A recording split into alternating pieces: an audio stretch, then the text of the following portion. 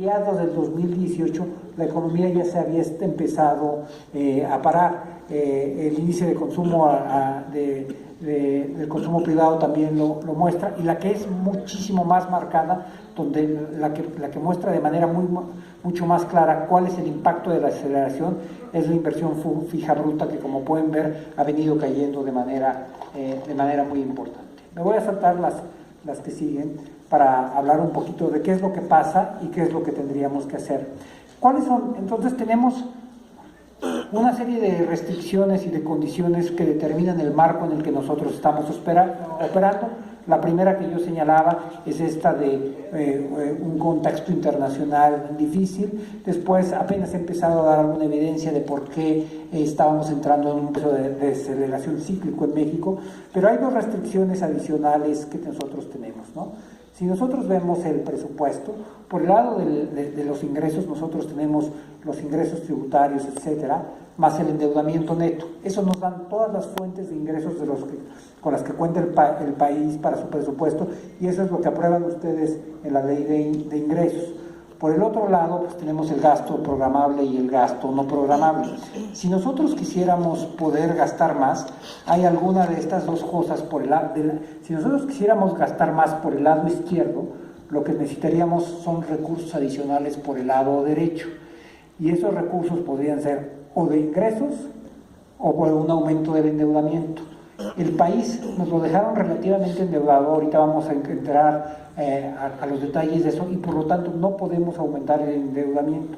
Y como ustedes saben, el presidente ha insistido que cuando menos en la primera parte de su mandato no quiere tener alzas de impuestos, así es como lo determina él, no quiere aumentar los impuestos.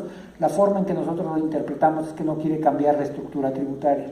Por lo tanto, hay cierta rigidez en el lado derecho de este cuadro que determina que si nosotros queremos hacer un cambio en la composición del gasto, lo tenemos que hacer con readecuaciones hacia adentro del gasto.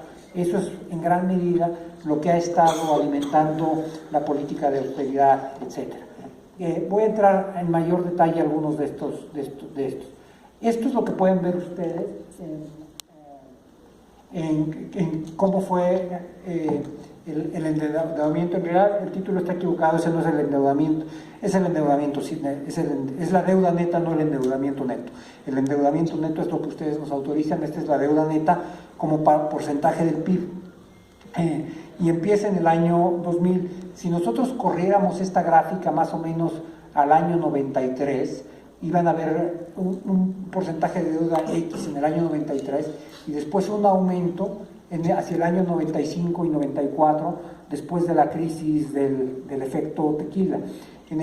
A inicios de los 90, una parte muy alta de la deuda mexicana estaba en dólares, de tal forma que cuando se hizo una devaluación, la deuda sobre el PIB aumentó muchísimo. Y a partir de entonces, desde el 95 hasta el año 2007, hubo un manejo, yo diría, de la deuda, donde se estaban buscando tres cosas. Cambiar la composición de la deuda de tal forma que la mayor parte de la deuda fuera en pesos, que la deuda fuera de largo plazo y que estuviera a tasas fijas. Entonces lo que pueden ver en esta gráfica es que aún cuando empezaba en niveles, por ejemplo, de 30%, llegó hasta 34%, etcétera, esta fue cayendo claramente por lo menos entre los años 2003 y 2007, que es donde obtiene su punto más bajo, que es el 28.8% del PIB. Después hay un crecimiento en el año 2000, hacia el año 2009 y hacia el año 2010, que a lo mejor podría ser justificado por la crisis financiera internacional, y donde casi todos los países estaban tratando de estimular la economía a través de políticas contracíclicas, y la mayor parte de estas políticas contracíclicas se implementaban pues pidiendo prestado y gastando un poquito más.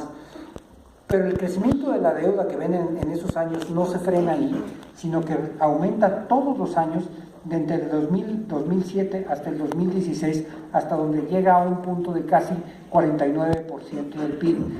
¿Qué tan fuerte es este impacto? Pues para que se den una idea, entre el 28.8 del 2007 y el 48.7 del 2016, hay 20 puntos del PIB. Hoy el PIB son alrededor de 26 billones de pesos, así es que 20 puntos del PIB es más de 5 billones de pesos. Ese endeudamiento adicional nada más si pensamos que la TI está hoy a 7.25, ese endeudamiento adicional, nada más por intereses adicionales, deben representar alrededor de entre 350 y 300